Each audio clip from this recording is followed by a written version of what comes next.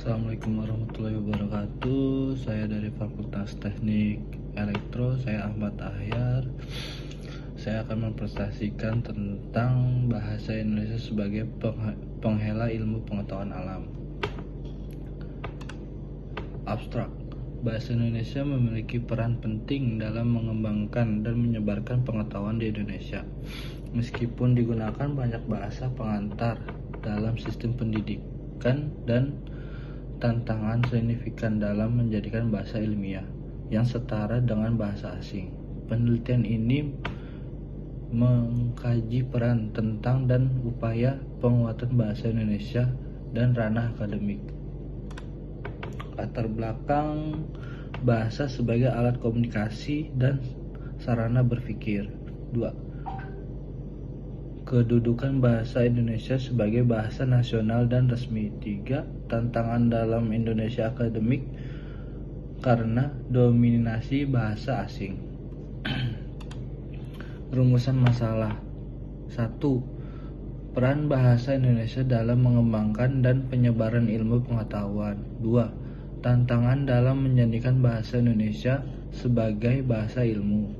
3. Itu solusi untuk memperkuat posisi bahasa Indonesia dalam keilmuan. Tujuan peneliti. 1. Menjelaskan penting bahasa Indonesia sebagai bahasa ilmu. 2. Mengidentifikasi hambatan dalam ranah ilmiah. 3. Menawarkan solusi untuk mengembangkan bahasa Indonesia.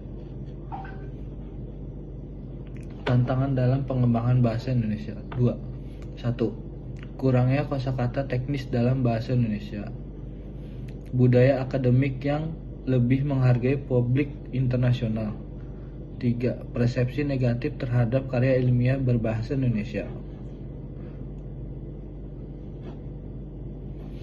Solusi dan upaya penguatan. 1.